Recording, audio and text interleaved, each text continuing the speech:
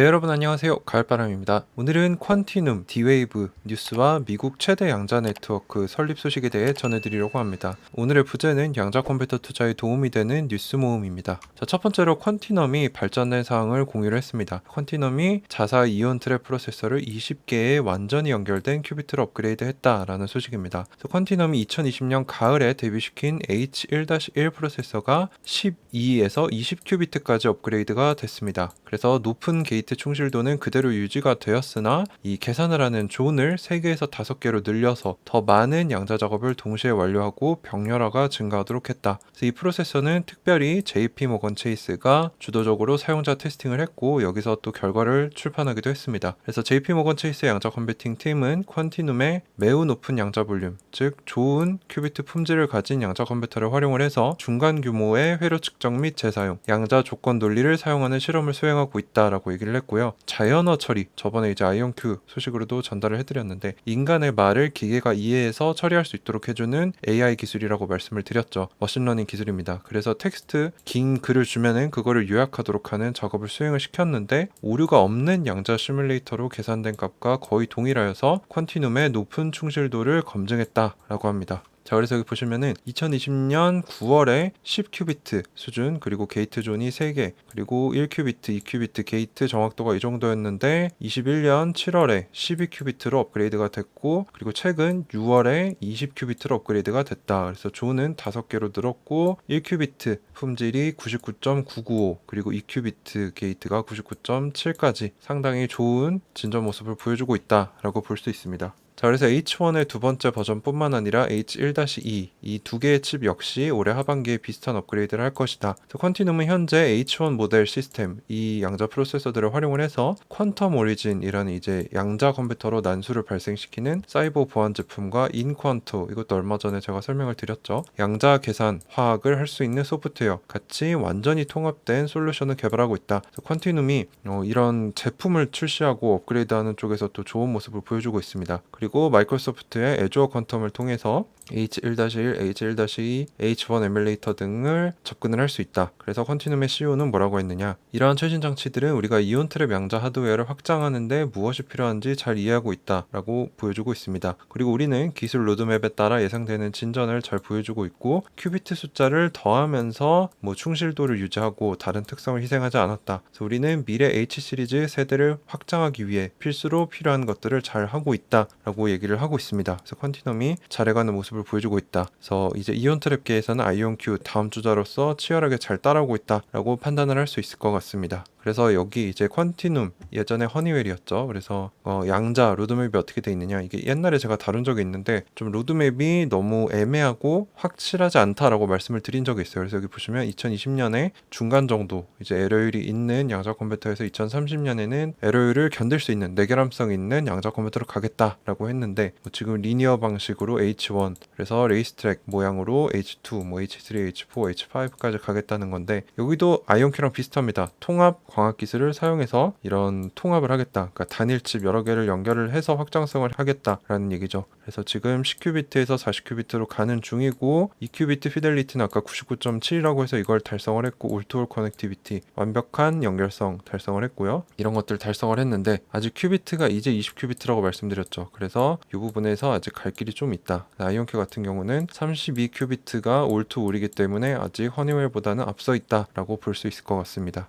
두 번째 소식은 D-Wave라는 회사가 또 곧 상장한다는 소식이 있었는데요. 7000큐비트 양자 어닐링 머신을 발표했습니다. D-Wave는 캐나다 양자 컴퓨팅 기업으로 사상 최초로 양자 컴퓨터란 것을 판매한 기업입니다. 고객으로는 락히드 마틴, 구글, 나사가 있어서 유명했는데 우리가 투자자로서 주의해야 할 점은 D-Wave가 판매하는 양자 컴퓨터는 우리가 흔히 아는 IBM, 리게티, 아이온큐 이런 기업들의 게이트 기반 모델이 아닙니다. 그래서 범용성이 없고요. 양자 어닐링 머신이라는 걸 판매를 하는데 범용성이 없고 오직 조합하는 과정에서 가장 최적의 조합을 찾아주는 이런 작은 좁은 규모의 문제만 풀 수 있어서 투자할 때 주의가 필요합니다. 그래서 7000큐비트라고 하는데 이게 실제로 우리가 생각하는 그 7000큐비트가 아니라는 거죠. 그래서 범용성이 떨어지는 점이 있다. 2021년 10월 큐비츠 2021 컨퍼런스에서 6세대 양자 어닐링 프로세서인 어드밴티지 2를 개발하고 있다라고 밝혔는데 2023년, 24년 출시 설치를 예정으로 7000큐비트를 가졌고 개선된 성능 그리고 20큐비트 연결성으로 가고 있다. 그래서 어닐링 문제에 사용되는 큐비트, 이 어닐링 문제가 아까 말씀드린 조합에서 최적의 조합을 찾는 거, 여기 사용되는 큐비트 숫자가 감소되고 더욱더 정확한 결과를 가져올 수 있을 것으로 기대가 된다. 그리고 D-Wave는 올해 하반기에 1.6 빌리언 달러 규모의 스펙 상장이 예상이 됩니다. 그래서 현재 합병 전 티커는 XPOA 라고 해서 저도 등록을 해놓고 계속 모니터링을 하고 있습니다. 그래서 혹시 투자에 관심 있는 분들은 이 부분을 특히 주의해서 살펴보시고 좀 공부를 해보시고 투자를 하시는 게 좋을 것 같습니다. 그리고 마지막 소식은 이제 미국 시카고에 설치된 양자 네트워크입니다. 올해 4월에 시카고 양자거래소, 시카고 퀀텀 익스체인지라는 양자 정보 과학 엔지니어링 진보를 위한 지적인 허브와 일본 기업인 도시바가 함께 56km 길이의 양자 링크를 아르곤 국립연구소와 시카고 대학 사이에 만들기 시작을 했는데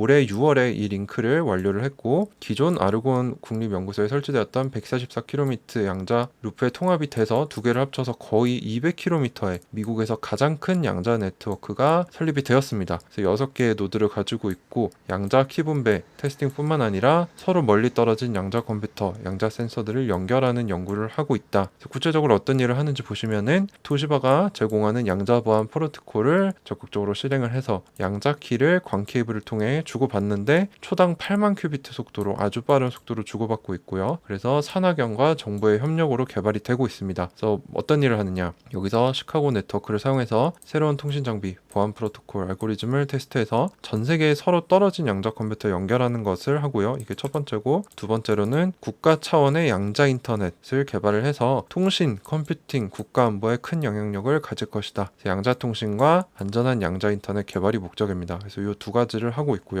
과학자들은 양자 네트워크를 해킹이 불가능하게 만들 수 있다라고 믿고 있습니다. 이 얘기가 왜 나왔냐면은 양자 컴퓨터가 모든 것을 해킹할 수 있다. 그리고 그 미래가 멀지 않았다라는 믿음에서 이런 것들이 나오게 됐고요. 실제로 미국에서도 이 양자 내성을 갖춘 네트워크를 개발하라 라는 법이 발의되기도 했습니다. 그리고 전문가들은 양자 내성을 가진 통신 네트워크 개발이 21세기 가장 중요한 기술적 과제 중 하나라는 것에 동의를 하고 있고요. 어떻게 하느냐? 그래서 양자 키 분배를 하는데 비밀 디지털 키들을 이 통신하고 있는 주체들에게 서로 분배를 합니다. 그래서 양자 키가 광섬유 네트워크를 통해 전송이 되는데 이것을 해킹하려고 하는 어떠한 시도도 광자가 들고 있는 정보를 파괴해버립니다. 그래서 해킹이 불가하다라는 것이죠. 그래서 양자 컴퓨터가 개발이 돼도 이 양자 네트워크, 양자 인터넷이 개발이 되면 해킹할 수 없기 때문에 이것을 개발하기 위해서 여러 나라들이 힘을 쓰고 있습니다. 특히 중국과 미국이 그러고 있고요. 그래서 앞으로 일리노이스 대학교까지 추가 200km 정도를 더 확장할 계획이 있다고 합니다. 앞부분에 제가 빠뜨린 게 있는데 제가 이거를 공부하다가 왜 미국에서 가장 큰 양자 네트워크라고 했을까 해서 찾아보니까 세계에서 가장 큰 양자 네트워크가 어디 있는지 아십니까? 바로 중국입니다. 중국은 베이징, 지난, 허페이, 상하이를 연결하는 4,600km의 세계에서 가장 크고 가장 진보된 양자키 분배 네트워크를 이미 3년간 운영을 했다고 합니다. 그래서 중국이 얼마나 이 분야에 투자를 많이 하고 있고 올인하고 있는지 알 수 있겠죠. 물론 중국이기 때문에 정확하게 믿을 수 없다고는 하지만 제 생각에 중국은 거의 미국 수준까지 올라와 있다라고 생각하는 증거가 또 한 번 나왔습니다. 그래서 양자 인터넷이 뭔지 모르시는 분들을 위해서 제가 좀 더 찾아봤는데 이 인터넷에 주고받는 정보량이 증가함에 따라서 속도가 느려지는 현상이 있다고 합니다. 그게 현재 인터넷인데 정보량이 아무리 증가해도 속도가 떨어지지 않고 보안 기능이 우수한 차세대 인터넷 시스템으로 양자 인터넷이 거론이 되고 있습니다. 그래서 어떻게 작동을 하느냐, 양자의 특성 중에 하나인 작은 파동의 정보를 입력해서 보내는 거죠. 그래서 기존 인터넷의 업그레이드 버전, 더 빠르고 더 많은 데이터를 해킹 불가능하게 보낼 수 있기 때문에 이것의 개발에 총력을 다하고 있다는 겁니다. 그래서 도시바 디지털 솔루션 부사장은 무슨 얘기를 했느냐, 우리는 시카고 양자거래소와 함께 파트너십을 지속하는 것을 기쁘게 생각하는데 우리가 양자 내성 기술을 개발해서 양자 미래로부터, 양자 컴퓨터로부터의 위협을 적극적으로 막는 것은 아주 중요하다라고 평가를 했습니다. 자, 그래서 여기 보시면은 시카고 대학부터 아르곤 국립연구소까지 연결이 됐고요. 그리고 기존의 일리노이스까지 연결되어 있는 것에 합쳐져서 한 200km 정도가 된다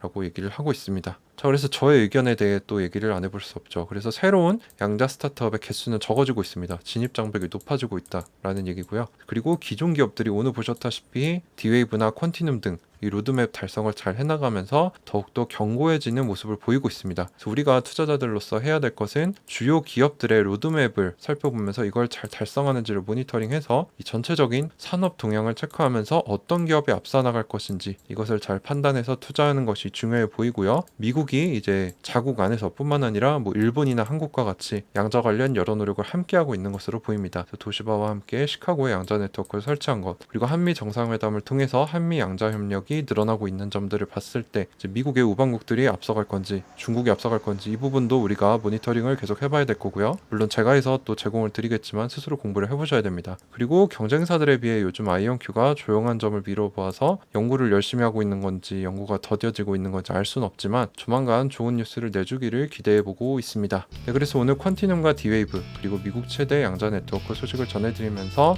이 영상을 마치고자 합니다. 오늘도 긴 영상 끝까지 시청해주셔서 감사드립니다. 가을바람이었습니다.